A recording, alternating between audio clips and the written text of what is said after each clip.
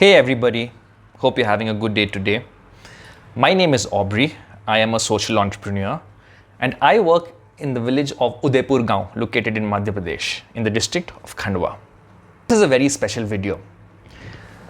Recently I have been having a lot of conversations with college students about sustainability and how I work around my rural entrepreneurship goals and missions and visions, etc. But the question is, how can I help you? I can help students, I can help people living in societies, other entrepreneurs to create a model which can be replicable and can be easy to do, thereby creating a platform for other people to incorporate and is actually sustainable. So I work with the women in the village. We make soaps with milk. Our website is called kinglyexperience.com. And I wanted to actually work with the farmers as well on something innovative, but with the goal that the farmers have to take it forward. Being bootstrapped, we don't have all the money in the world. But what can we grow? What can we work on where the farmers can say, "Ye to hum kar sakte hain." We can do it. So when I had visited the farmers market, the farmers meet that was happening at Bangalore, I was really enamored by their vertical agriculture. And I said, if this is incorporated in our village, this can be a real eye-opener, not only for our farmers, but for a lot of people. Now I get a lot of advice from a lot of people. Many of them usually don't put their money where their mouth is. And I promised that I will do so. So when I went back to my village, we started our first greenhouse. This can be done by everybody and anybody. I understand it's difficult, but if there is a chance that people can actually do it with less amount of investment, people should try it once. Let's see what the benefits are. Number one, for our farmers. So Govind, who gave me this 10 by 10 square feet, he gave it to me in a rocky patch. They weren't producing anything there, and that was perfect for what we wanted to do. Number one, I wanted to help them move towards organic farming. Two, water conservation, because we have real water shortages. Three, crop diversification. There is a whole list of things I can list out, but these three are the most important ones. So when the students had asked me, Aubrey, what SDG goals do you practice? I said, I don't. I don't follow SDG goals. SDG goals follow us, because all of this, all the SDG goals are inbuilt in the system that I basically work on for schools and colleges. When I was in school in 2002-03, we had a teacher, Mr. Alan Mason, the late Mr. Alan Mason. He made sure that we actually had kitchen gardens. We would work there, we would plant stuff, and it was really fun. This is something that schools should get in, colleges should get in.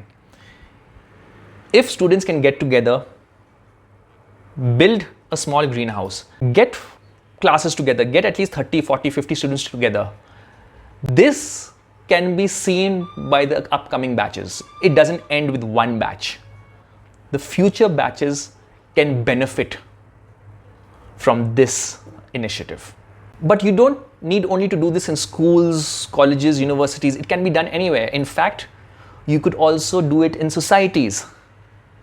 Remember, the produce can actually go to food banks. It can provide food to various orphanages. The opportunity is immense. And this is something a lot of large-scale communities should think about.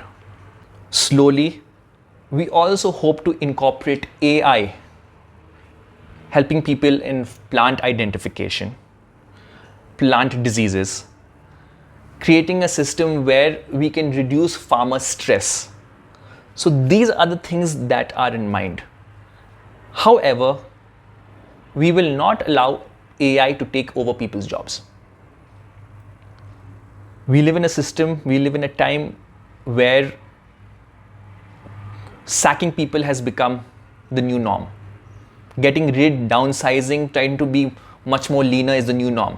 And not thinking about people and their families has become the go-to thing. 80-hour work week, etc.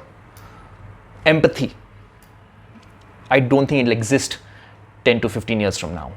Look, I understand that many think that climate change is a hoax. This is just some radical left-wing nonsense that is spewing out.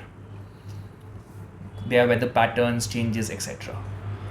But when you learn, when you are put in the spot where it affects you, you have no other option than to change. We cannot be reactionary. We have to be a proactive society. I am working towards this. Hell, I have not been funded because of certain views of mine. I cannot give up. We cannot give up. Working together is the only way we can safeguard our future generations and at least leave something to them.